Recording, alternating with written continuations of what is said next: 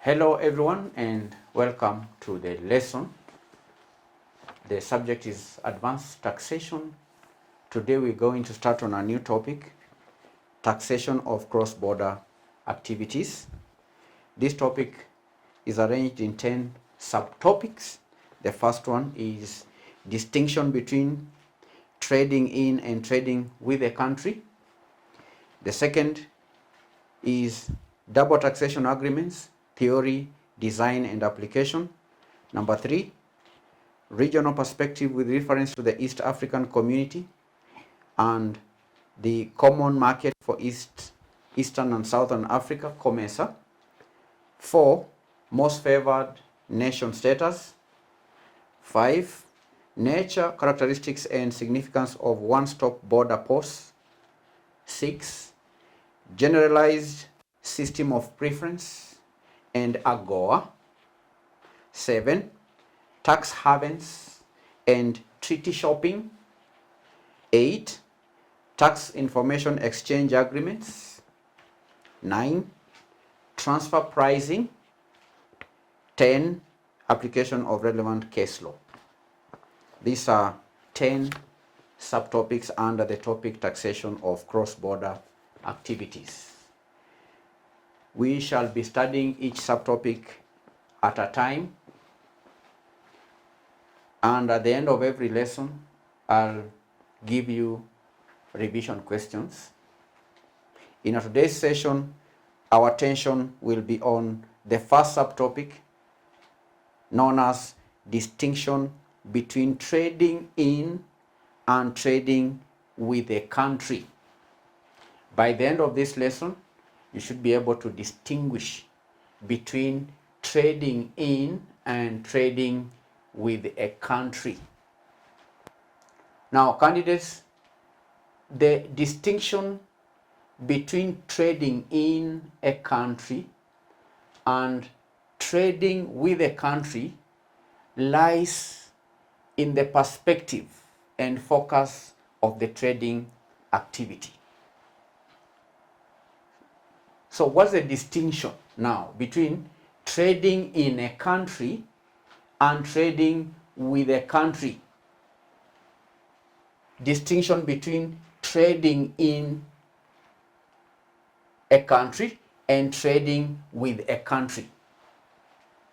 Now, trading in a country refers to the activity of conducting business operations within the geographical boundaries of a specific country. Within the geographical boundary, right? It involves establishing a physical presence, such as offices, such as manufacturing facilities and distribution centers, to engage in commercial activities within that nation. That's the meaning of trading in a country. I repeat, trading in a country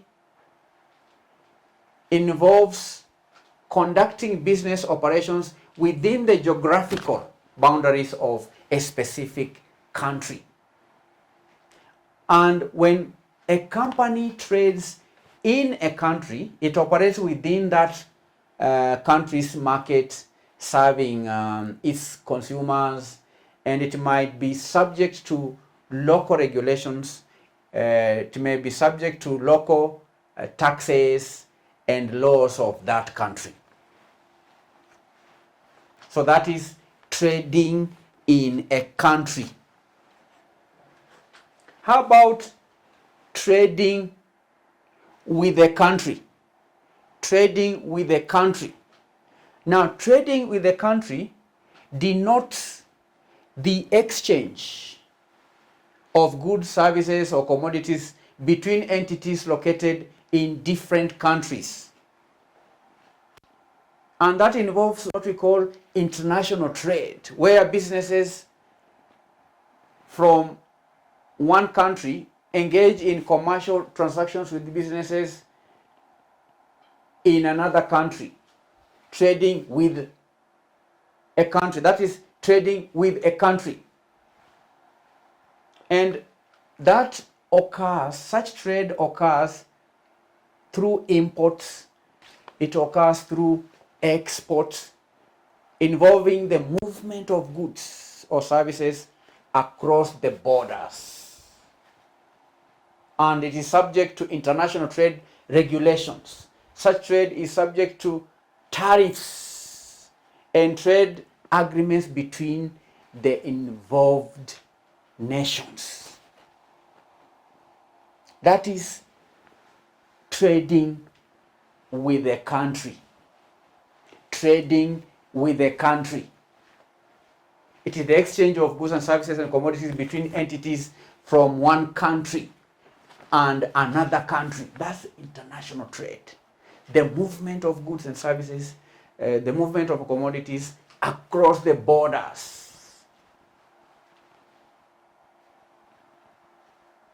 And such trade is subject to international trade regulations. It's subject to bilateral agreements. It's subject to tariffs. It's subject to trade agreements between the countries involved, trading with the country, whether there are 2 countries or 3 countries, that's it. But trading in a country, then the country operates within the businesses, the trade is carried out within one country, and therefore that trade is subject to local regulations, is subject to local taxes, is subject to local laws.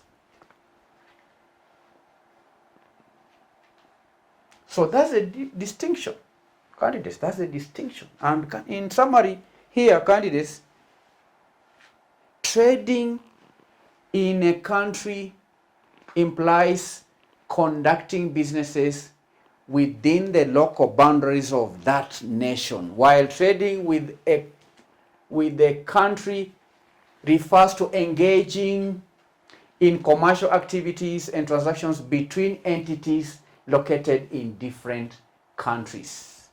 And that involves cross-border trade, that involves international exchanges of goods or services.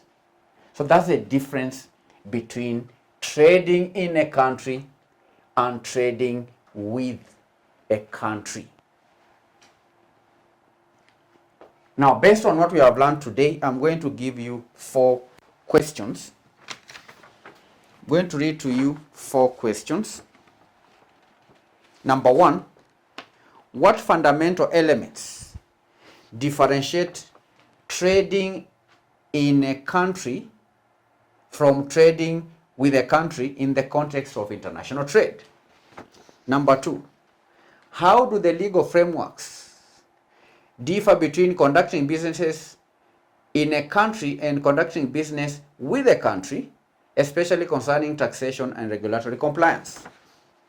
Number 3, what are the economic implications of choosing to trade in a country versus trading with a country? And how does each approach affect market access and economic development? Number 4, illustrate examples that exemplify the distinctions between trading in a country and trading with a country, and how do these distinctions practically manifest in international trade scenarios? These are 4 questions I would want you to attempt before coming to our next session. Thank you. God bless you. Bye-bye.